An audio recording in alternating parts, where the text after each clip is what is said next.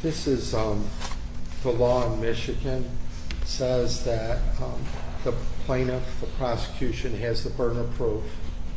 That's why they get to go first. That's why the defense goes second, because they don't have to prove anything. These people have to prove everything, every element beyond a reasonable doubt. And then because they have such a high burden to prove their case, they get to go first for a closing argument, that's what this is called. And then I do my closing argument as a defense. And then because they have such a high burden of beyond a reasonable doubt, they get to go again. They get to go last. So, and it's sort of common sense, we can't keep going on and on for many days. So they stop it there at the law. So they get to go first, then we go, and then they get to have closing argument the last. And sometimes what happens is that they'll do their closing argument and then they'll say something that I can't rebut or I can't stand up and talk like I am right now I'm going to be doing with what they mentioned. So I ask all of you, when you go into the jury room to deliberate, think about what Bill Colovos would have said. Think of how I would have countered anything if they're holding anything for their last time to talk to you and I have to just sit there.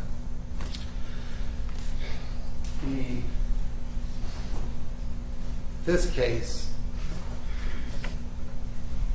I don't have to tell you, it's very, very, it's very sad. It's very, very sad.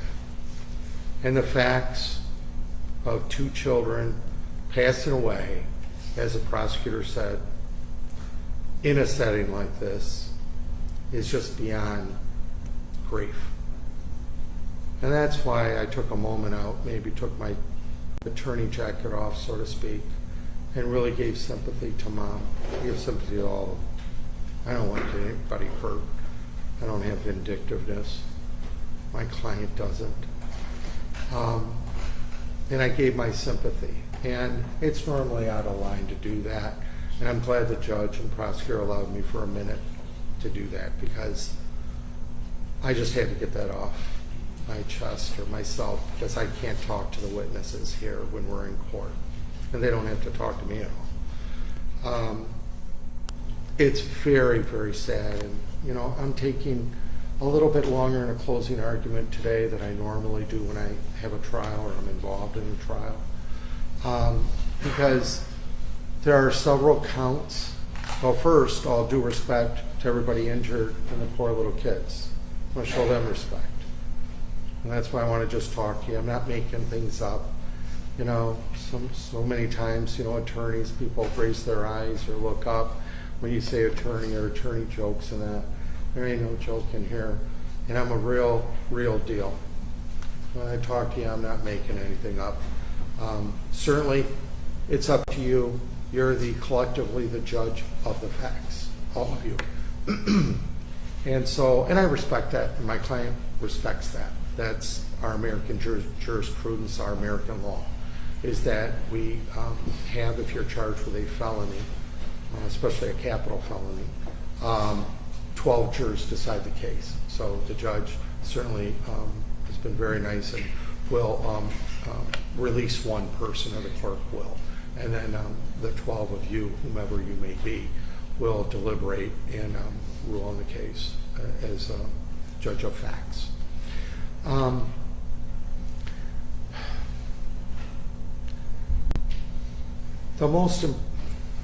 Of course, the most serious part of this case is second-degree murder. Murder charge don't get no more serious than that, at least in Michigan. A murder charge. And to me, in the law, is that for somebody can get charged every day for whatever. Somebody to be convicted of murder, whether it be second-degree murder, there's an intent. There has to be an intent or intentional, like recklessness, To me, that's intent. Okay? If I'm driving down the street on the freeway and Bill Colovos never had a heart attack and I have a heart attack and somebody's changing their tire and my car hits them and they die, there's not much intent there. I had a heart attack. What do you want me to do? I apologize. Everything that happened. But please don't charge me with murder. And that's our first part, are the poor 2 children that died. And my client, actions speak louder than words. My client, the officer says, in effect, had no record, no nothing. Objection, Judge. I think he's arguing facts, not evidence. Well, I thought I asked the officer with regard to record. If I didn't, the jury heard me not ask him then. All right, we'll allow it, but it's Thank you. a close call. Thank you. This person doesn't drive around committing crimes. Here's this person that went to lunch. Let me back up. I want to address everything they brought up. But it's interesting that some of the things they brought up was not what they call a case in chief. In other words, when you present a case, as a prosecutor, you put everything up there. Then the defense puts, if there's any evidence they want or whatever to counter it or bolster their defense, then they go up there. That's how it's done. Then they waited and did some rebuttal and pulled things out of wherever. Why did they bring that in case in chief? If it's so true and so positive. Something to think about. Is it lawful? Yes, they can do that in rebuttal. But think about common sense. That's another thing. You don't, and a lot of times judges will tell juries, you don't leave your common sense outside. You leave your bias and prejudice outside, but not your common sense. You can have your common sense when you're in the room. That's what we all have, our life histories that we bring. That's why I like to have a little bit older jurors, because they've experienced life histories. And they can judge things because they've lived some life. And you can use that. You just can't have prejudice or bias. You can't have that. Somebody sitting at a defense table, they're guilty. Prosecuted my brother. I don't like prosecutors and police. No, can't do that. You got to start with a clean slate.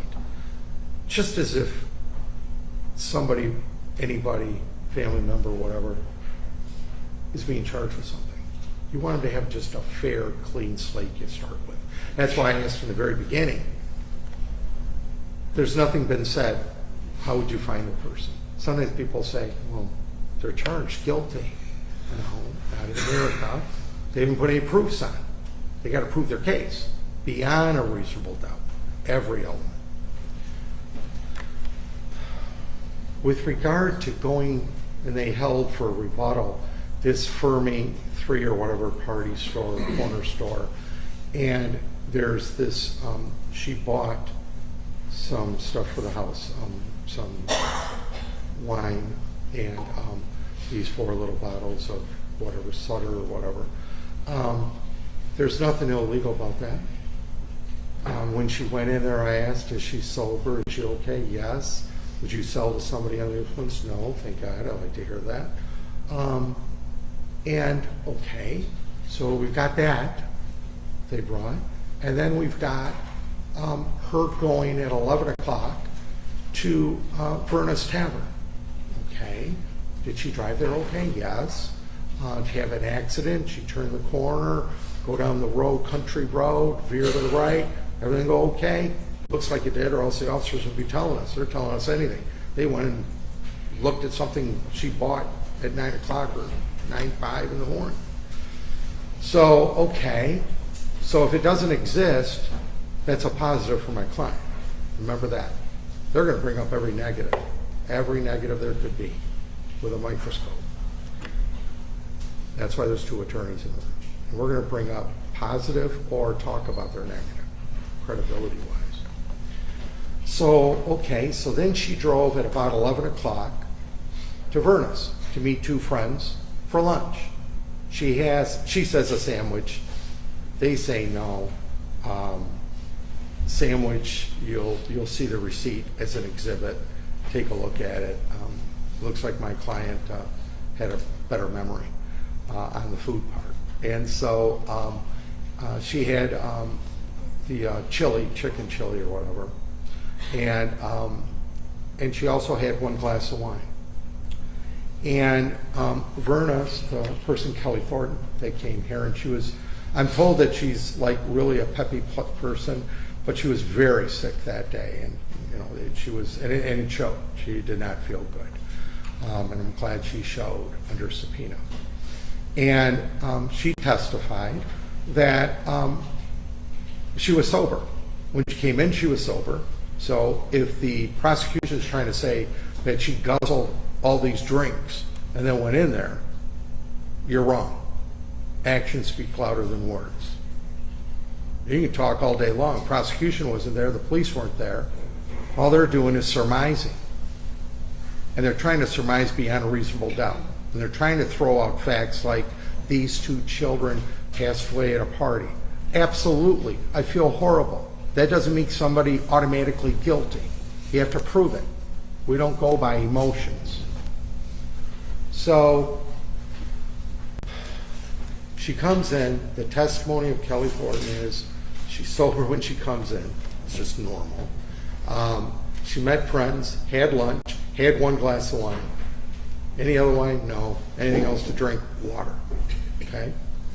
And the bill, she got the bill. They each got individual bills, whatever was paid by a credit card, thank God. There's a record of it. Exactly what my client said. And when I first met my client, she said I had 1 glass of wine, Bill, at Verna's, when we were at Verna's, because I said, what did you have at Verna's? She said, 1 glass of wine. And you know, as a defense attorney, you sort of, you listen to clients, but until it's backed up with something, either paper or something, you don't automatically, I hear it. I keep it in my head, I hear it. And then, when I see the search warrant that they immediately used, closed it off, nobody allowed in, immediately, because she told them, I went to Verna's, where were you before? Verna's. They went there, they use a search warrant immediately, and they get the receipt. And you'll see that's one of my exhibits. I only have like 3 exhibits, A, B, and C. I keep it simple. And that's one of the exhibits. If you take a look at the defense exhibits, got a little delta or a D in law school. That's what we use. And so that lines up perfect. She's trained, she said, for 20 years. She has regarding alcohol and looking, observing, and the effects of alcohol and seeing if somebody might be under the influence, not to serve them. And she didn't. And she felt she was totally fine. When she left, was she fine? Okay. What did she buy? What did she drink extra? Nothing. Okay. So we know that's solid. We know that before 11, it's solid sober. Then we know at 12:15 when she left, solid sober. In America, in Michigan, you're allowed to have a glass of wine. You're allowed to have a glass of wine. And she ate. Okay? And she just miraculously was able to drive home and go through the country road and branch off and turn and take the angle and do all that and not get stopped, not have a collision, not fall off the road and go into, you know, areas that are not the paved road. And she was able to park her car. These are all things of sobriety. That's what we look at. Wasn't parked on an angle. She didn't hit people coming home, hit people, the neighbor.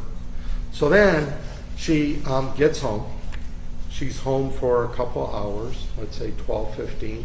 She goes up to the birthday party at 3:02 or thereabouts. She was leaving 3:01 in the afternoon. So 12:30, 1:30, 2:30, about 2.5 hours. Then they say their proofs, well, and they wait that video. They wait until rebuttal, not their case in chief. So I don't know what was in their mind. That's up to you. I don't know if they thought that maybe it's not as strong or doesn't make sense. but they waited till rebuttal. That's up to you. That's your area. That's your bailiwick. Okay? It's all about credibility. And so that's when they bring up and say, well, look at what we found. Look at what, we got a video here. Let's call, the officer back up here and talk about a video that shows that she's walking around. Okay? She's got that, whatever. And, maybe she's drinking. Okay? All right? And then she's not falling down. She's not tripping. She's not dropping things. But, maybe she's under the influence. Well, maybes don't convict. Maybes not beyond a reasonable doubt. We don't do that here in America, maybes. We don't send somebody away. Murder too. Maybe. Okay? So then, this collision happens. And you say, you know what? That was just crazy. Okay? You're right. It was crazy and completely out of character that somebody's never had anything. And that makes me think that something neurological, that there's been talk, and that she went back while driving out of the driveway and went in reverse. She hit, and then hitting the arm came back and went full speed ahead. And they're saying, the prosecution, for a murder too, that she intentionally did this, that she had this intent, this reckless intent to kill somebody. Okay? Former Commodore. Reckless intent to kill someone. I swear, and I swear, there's no intent to kill anybody, much less two little kids. There's no intent to hurt anybody. Why would you put it to the floor? Why would that person testify that it's brake and gas for a second there? Both. Where'd that come from? So, when I'm working on this, I put a lot of days and hours in. When I'm working on this at my office, I'm looking at just don't make sense. Out of nowhere, somebody's going to put it to the floor. Somebody's going to put it to the floor and go right into a building that's 450 feet from her house. She's a former Commodore. She lives on the street. Lived on the street forever, married, whatever, long time. So they're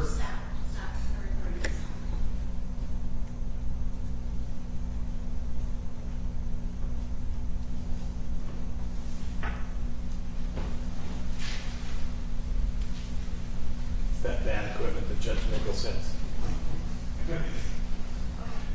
Good? Judge, if people don't understand, the court reporter has more power than the judge, because when that goes out, the judge has to stop too. That's true. I know. That's why I always treat them with great respect. This sort of lost there for a second. Put it to the floor, and she's going to, they would say, is that she intentionally caused this recklessness. She intentionally wanted to go into the building. I don't know where that comes from. I have no idea. Yes, I understand what the video shows, but an intent to do that, that's insane. That's crazy, with all due respect. So then, while I'm working at my office and I'm going through things, we start getting voluminous records. And, you were told it was, I don't know, I thought it was 200 pages, but he says more like 300 pages, of going through all the records with the state of Michigan and their history and their certification, the machine, and this and that, and also all the records of acetone and all the other things that show up. And it's interesting that, and this is real pivotal part of the case, is you want that blood to be as pure as humanly possible for testing. Why? You got murder too, 2 charges.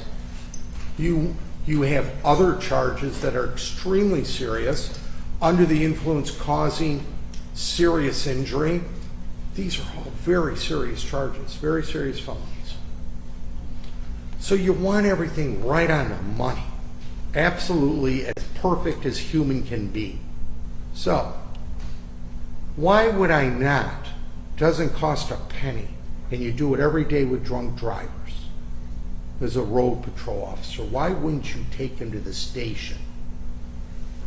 Get a breathalyzer blown. It's also closer in time. Have that done. Doesn't cost anything. Then you got the data master, whatever they were using back then, the breathalyzer. Okay, you got those results they print out. Right then and there. Not an hour. Right then and there. Immediately when you're blowing. 2, to confirm the first. If they're too far off, a 3rd. Why would you not want to do that? Number 1, you've got fatality. Okay? Number 2 is, why wouldn't you do, and he talked about, a urine test. I'm not saying you got to do one of those, but at least a breath test, but you could do a urine too. That's what the law says. That's what that DI 177 that he talked about, that he read, which means your right to refuse it, but you can take all these things. My client says, yes, signed. You don't even need a warrant. They got one anyway. I'll sign. You can take whatever blood you want for testing. Does somebody guilty do that? Does somebody feel guilty do that? Somebody's scared and they're under the influence, do you do that? And I'm talking about to be a 1A. Does somebody sign and say no? Or, yeah, go ahead and take my blood or my urine or whatever? No, I don't think so. Again, we can use our common sense on this. So they do that, and they wait, is it a couple days, and take it to Lansing. And then I'm very thankful they have a video of the person drawing the blood. And you know what? That speaks for itself. All of you saw that. And that's why there's 12 ultimately, because sometimes you catch something somebody else didn't catch or whatever and talk about it. And what's really great is you can ask for those videos from the bailiff to the judge for any of those videos. And they'll be, the judge put together a very nice exhibit list of the videos. So you don't have to look at all videos. You can pick out what you want to see, which is good. And so you'll be able to see, did she shake it? Did she invert it 10 times? Because it doesn't cost anything to invert it more than once or twice. But I sort of, with all due respect, I sort of got the gist from her that she was okay with the prosecution, but if I started asking her anything, it sort of went downhill the attitude-wise. I don't know why, but I have no idea. I thought I treated her very nice. But it just seemed like she was not happy to be here anymore. And all I did was ask simple questions. But that's up to you to judge that, because you can judge credibility, attitude, truthfulness. You can do all that. That's what you are. And so when I started asking her, well, you know, whatever, and she said a few times whatever, and then I said, well, you know, the video showed 1 or 2, it was done. And wasn't even done like that. She said, yeah. Okay, so, you know, sort of truth serum comes out when you tell somebody, well, there's a video and it says this. What do you think now? Well, yeah, it was 1 or 2 times. Okay. So that's done, and the preservative is extremely important. Why am I hitting this so much? Because that's their case. Again, that's why I said, why not take a breathalyzer? And that. Nobody says not to do blood. If you're going to do blood, do it correctly. It's very important. So it sounds like she does, like she said, hundreds or thousands or whatever it was, and she just, you know, it's another day here, whatever.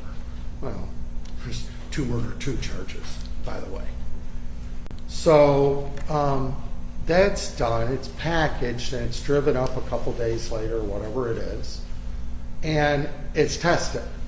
And testing it, and they agreed, the toxicologists or whatever, said, you know, your test results are only as good as what you're testing. If it's polluted or it's not good, then your results are not good. Yes, somebody, they can come in all day long and give sworn testimony and say, it was a 0.18. I don't doubt that. I don't doubt that that was the result. But how did you get the result? Was there a problem with the fermentation?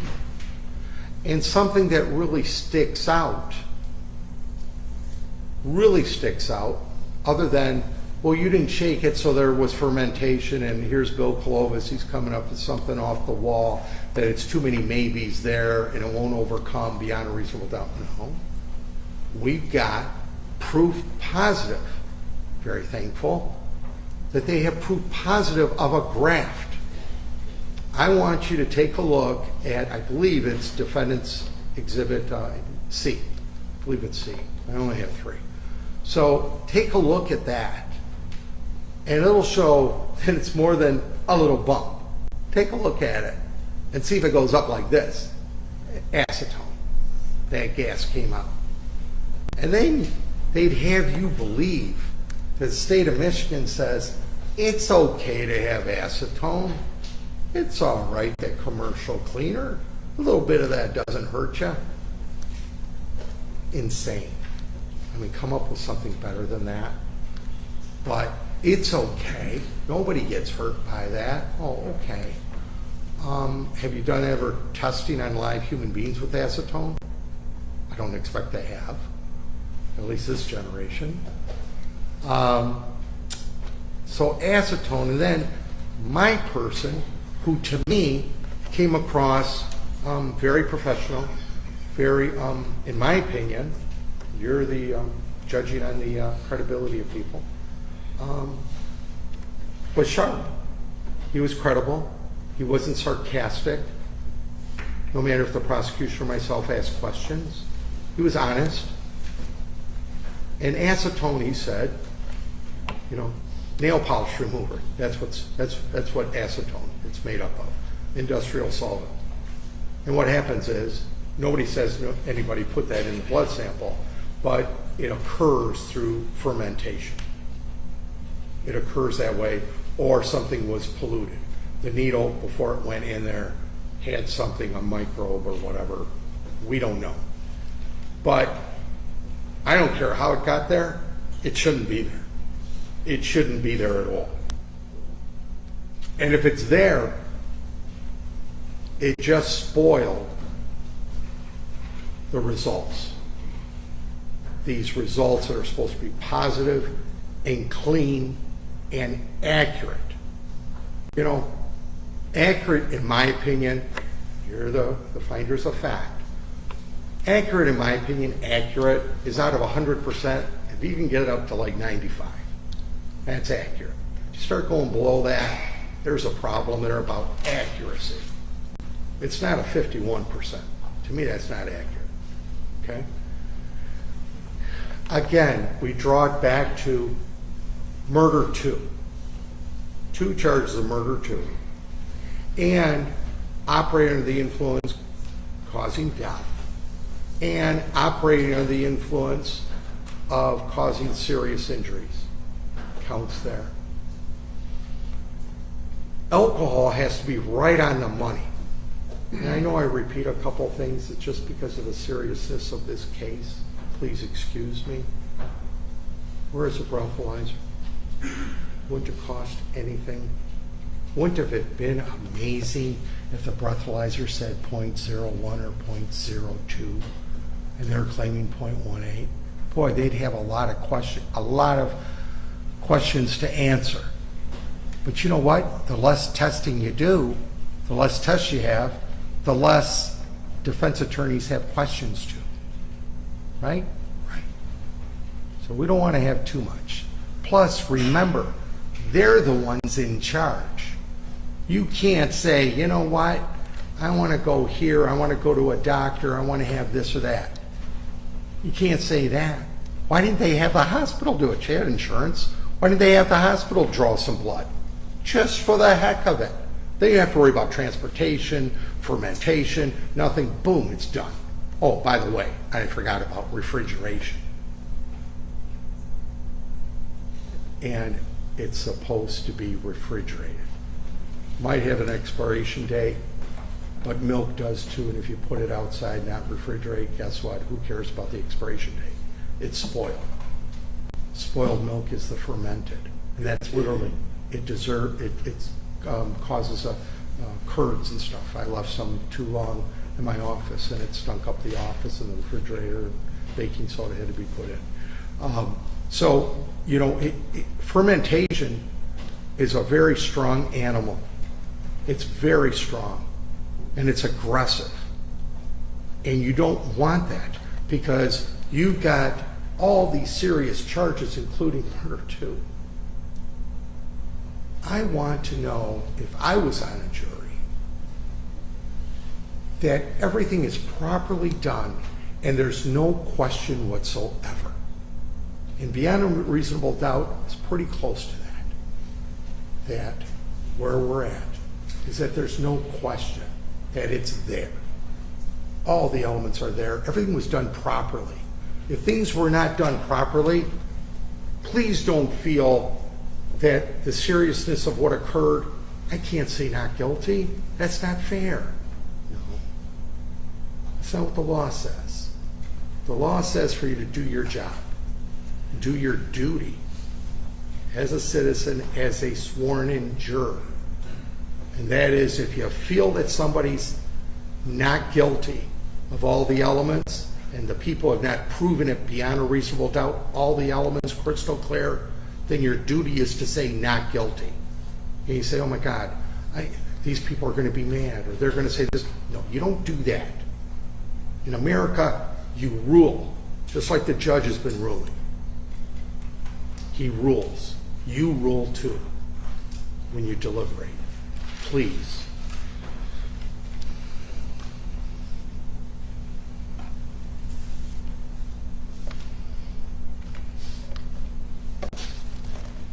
Your decision is going to affect my client's life. And